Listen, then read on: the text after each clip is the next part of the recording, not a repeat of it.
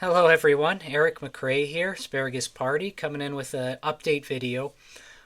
Sorry I took so long in terms of uploading new videos, despite I said I'm back. The reason is I've been really taking time to think about, well, I have to admit, I've been having that debate, is this really worth it? Do I really want to try to do YouTube again? But the other thing that came up was, assuming the answer is yes, how do I improve? Where can I improve? And as well as this other big question, in the event that, or rather the realization my channel was shadow banned back in 2023 or whenever that was, then that would point me the most logical thing to do is why work on a channel that's already ruined because of the moderators. Theoretically, what I should be doing now is starting over and make a new Erik's Anime and Gaming Commentary channel, transfer whatever videos make sense to the new one. And so I'm stopping to have these kind of thoughts, and that's why it's taking time. I'm really I've just been really needing to think about it deeply. What's the best strategy moving forward? So I do want to show you a glimpse of this, just because I had so many people that didn't believe me for whatever reason that would happen to my channel, and that no, bro, you're just not uploading enough videos or whatever. Just in case anyone has an element of doubt, I'm going to show you something, and not that I did a video on this. I'm pretty sure I already proved the point. This might be beating a dead horse, but interestingly, playing around with the analytics today, looking for something completely different, which was the watch time ratio per video, I came by another analytic which showed me something funky that kind of proved the point of just how much damage the moderator did to my channel and how ridiculous and unfair this is. I really want you, the viewer, to understand just how corrupt YouTube is. When they shadow ban you, what that looks like, so you can say, okay, this did happen to you, Erik, but not only, okay, if I see this happen to my channel, then I know it's happening to me too. I want to show you this so you can visualize it. Now take a look at this. Now what you're seeing is the Earn tab. And, as you would be familiar with, if you want to monetize your YouTube channel, don't we all? Don't we all want to make an income out of YouTube at some point? Do something we enjoy and be able to get money for it? Of course. You have to meet certain benchmarks to be eligible for monetization. And now you can see mine, it updates, it seems to correlate the subscriber count and certain things. But you can see right there, it says 395 public watch hours. And you need 3,000 watch hours to qualify for monetization.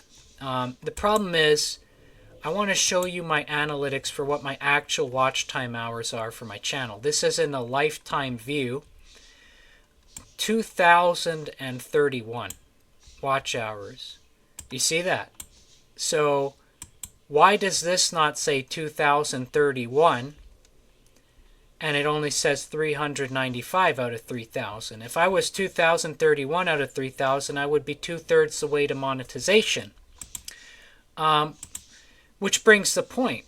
I know people tend to get confused with my channel because it has this occasional growth. And I want to remind people, something I did at one point was I did purchase, if I could just show you real quick, if we go to Fiverr, I did get I did purchase some throttling services from Fiverr before I realized I was shadow banned. When I was just trying to, make my channel revive. So you can just go like YouTube video. I guess just type YouTube video. You'll find there's people who basically bring views, YouTube video views, we should say. Should go YouTube views. Yeah, so there are people, they do this service, channel promotion. Yeah, that's what it's called. So I purchased a certain amount of of this kind of service, especially for the Afro Samurai video, when I had already seen that something was wrong with my channel, I was trying to revive it. Where later I verified that that was in vain, right? That because who's going to pump into money into something that can't grow?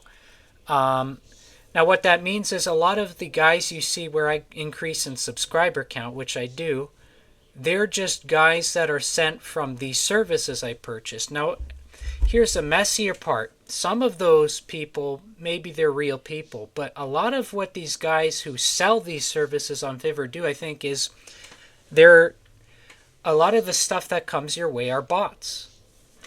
So some amount of, and I'm not saying this proud of it or ashamed of it, and I've talked about this topic before, some amount of my 257 or whatever subscribers are not even real people for sure.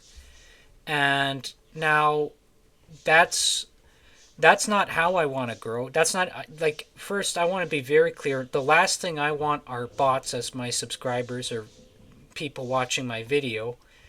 And the last thing I want to do is be playing a game where it's a pay to win and I buy bots and get popularity. So I'm not one to cheat the system. This is more of something that happened as a result of something YouTube did. But yeah, now you can see clearly, no matter how much success this channel gets, it can never be monetized. Because moderators have just locked down that from counting. So therefore, the incentive for me would be, well, it makes no sense. It makes no sense to continue to upload videos to a channel which has its success limited to whatever it's already been locked into of its own circle.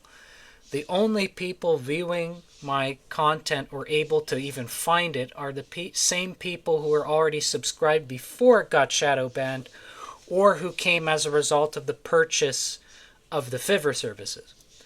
So therefore, and I admit, I have trauma.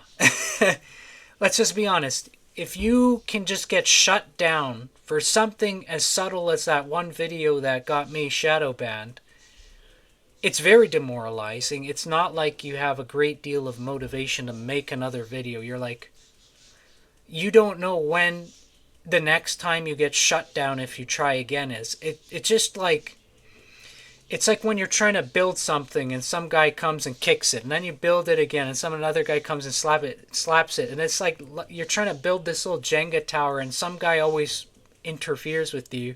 At some point you suffer that, like, why would I do this again, right? I'm not saying that's a winner's attitude. I think that's wrong, but I struggle with it. So I definitely am feeling I want to try again. So now it looks like I have to go through the process of making a sort of, not a duplicate channel exactly, but making another YouTube channel with what's approximately the same name. And that it's a fresh one that's hopefully not shadow banned, and hopefully their shadow banning system only counts the account and doesn't go by, you know, like when you enter your name in when you're registering the Gmail, or otherwise you'd just be universally banned by who you are, you know, like my name, Erik McRae. Just the moment I type in my name on the Gmail account, they're like, yeah, that guy's forbidden. He's anti-COVID vaccine or whatever it was, like whatever issue triggered them. And that wasn't why they banned this particular account. It was just saying I'm a Christian. That was enough to offend them, because YouTube moderators are a special breed of bad, are a really special narcissistic psychopathic breed. So now this brings in another question, right? Now I want you to understand, this is why things are moving a little bit slow. Okay, so if I decide, yeah, now I'm going to make another YouTube channel, I got to transfer my videos. Then I got to make a video to inform those of you that, hey, we're moving, here's the new YouTube channel. But that's not all. Okay, so if I'm making another YouTube channel, what stops that one from getting shadow banned, and therefore there's no point?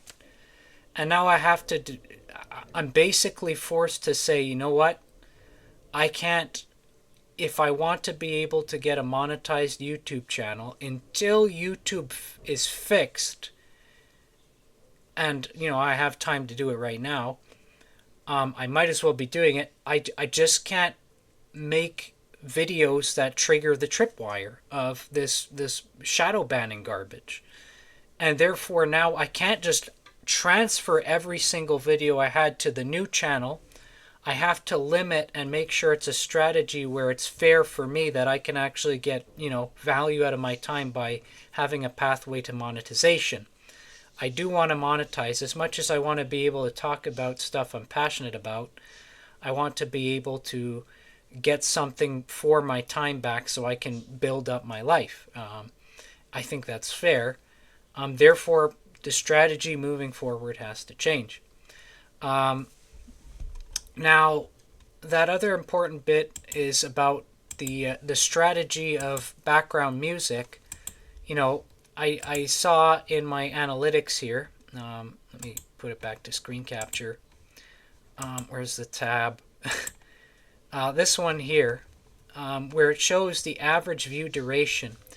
Again, this would probably be the best metric of success, in terms of, rather than it being the view count of the video, it's how long people spend watching the video. That's also the highest hurdle to jump through, pretty much, in terms of monetization. And what you'll notice is the video that had the highest view duration ratio out of them all to the actual view count was this video I did recently. And that is kind of something I expected, to be honest, but it's helpful because, as you know from this video, I tried a new strategy. Now, I do want to give you some upfront. I'm self-aware of issues with this video. I was really struggling with that brain fog when I made this video. 1,000%, not 100%, 1,000%. I was just going a lot of, monetary stress, this YouTube roller coaster of, trying to figure out how to win with this retarded system they've introduced of moderation, and just feeling really stressed. It was hard to put out my best content, and I was just really struggling to focus.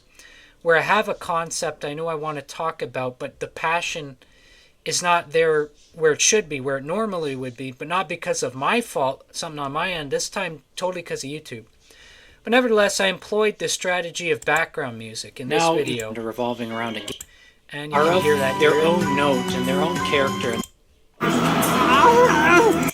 And so what this tells me is that whether I like it or not, because I like to have people develop their intelligence and, focus on like developing a scholarly mind. Well, whether you like that or not, or think that's the best approach or not, if you're looking at watch time hour analytics as the most important metric, which makes sense if you're going to monetize, then clearly the message that I'm being sent is that background music is critically important.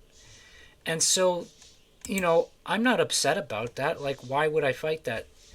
So now that means in the future, making videos, I have to be more mindful of putting in a background music. So then I also have the debate, do I put up the old videos in their original form or enhance them with some background music? And do I upload ones that were time relevant? Like the Is Tree of Savior worth it to play in 2023 video? Well, that's 2025. Does it make any sense to put that back up? Maybe, on the new channel.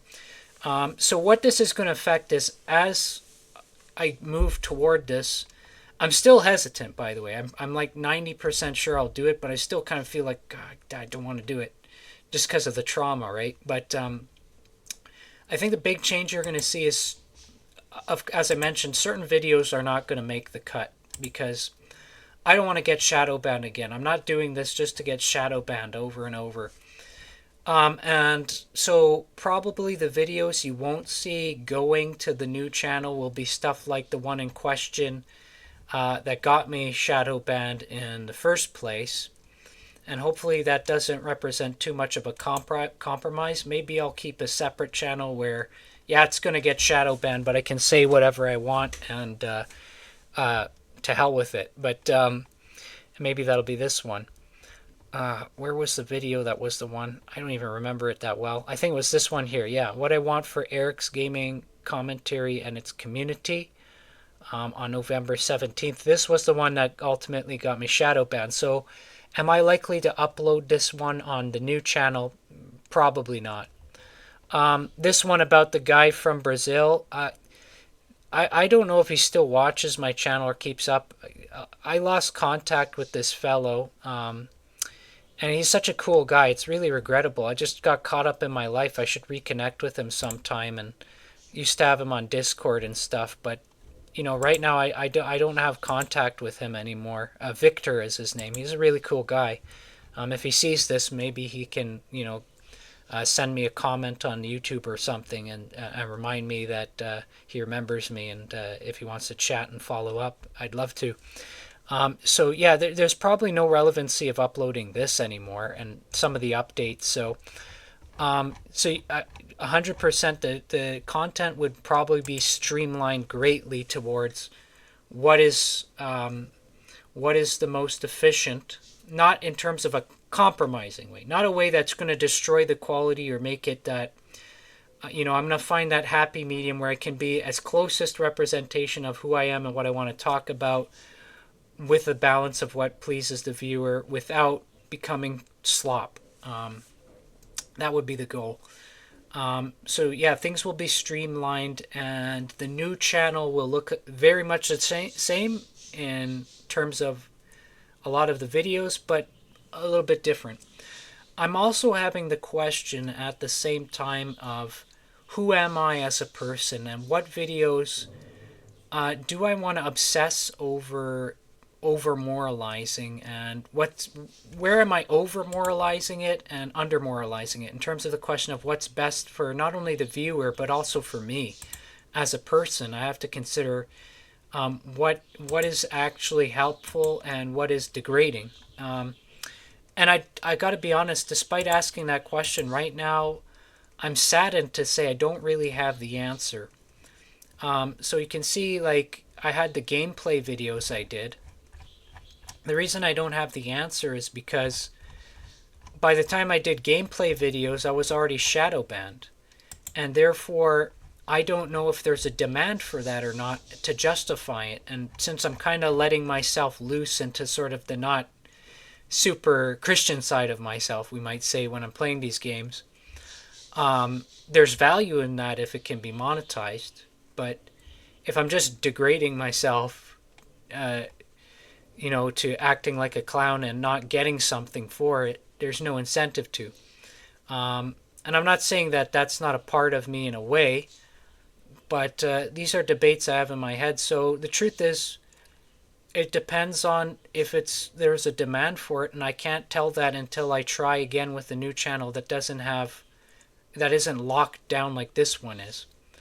So I have to relearn YouTube, and then videos. Like I said, if music in the background is that impactful, then theoretically there's high incentive to just put background music in every video. But then there's another moral question of, is that really respecting my viewer? Is that disrespecting them, saying, hey, you're like these guys who need to be hypnotized by music to watch my video, right?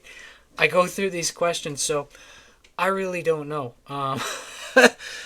It's kind of a moral gray area. It is frustrating because both are important. All of these avenues are important, and the one who bears the most guilt and blame in anything here, it's neither me nor the viewer. It is YouTube. It is Google. We would all agree to that. Google's in the wrong for doing this shadow banning stuff. Just stop. Who are you? It's really, really frustrating too, because I admit I have this subtle fear that, okay, for those of you who are watching the news, Trump is in office. Things are reversing, which is good in the short term. Let me be very clear here. What we want in terms of any sensible person for a platform like YouTube is a kind of centrist view. where you can be free to say what you want. And now, as Trump and people push back against the radical left and try to bring the pendulum back, the problem is if they end up at any point reacting into, yeah, well, now we're actually going to do shadow banning. We're not getting rid of it. We're just going to do it to the people we don't like who say stuff we don't like. Well, like, say, as a Sabbath keeping Christian, you now, if you want to be control freak, say, well, accepted Christianity is Sunday Christianity. Now I say one comment about something like that for whatever reason, I'm getting shadow banned again by what would be effectively the Republican mandate based on their cultural preferences. And now you're still being the same problem. If that becomes so, I worry about this in terms of the long, we could say the long game or the future. It's This is why it's such an evil in the world that people do this kind of censorship. It's very debilitating because it creates such a risk that at some point the person reacting to you to give the alternative ends up doing it back to you for revenge, but then their revenge friendly fires people that they didn't even know were friends, and again we have the exact same problem all over again. And which just makes the I guess the end result of that would be little golden periods of free speech where it's truly free, but just for these short periods of time burst before political party ruins it all over again. So thinking about all this, that is why things are moving a little slow. I'm just really struggling with that question. Do I really want to do this? What's the best way to do this without feeling guilt? And what's real, genuine guilt of a morally meaningful avenue? And what's just, me not growing up kind of thing? I ask these questions and I'm figuring it out. So that's the update. I know this didn't need to be 22 minutes. We'll see if I edit the video. I hope I didn't repeat anything needless. That's where we're at right now. Yeah. So we'll follow up. I'll follow up with you guys as soon as I figure out exactly what I'm gonna do and committed 100%. And we'll see what the results of that are when the time comes. Thanks.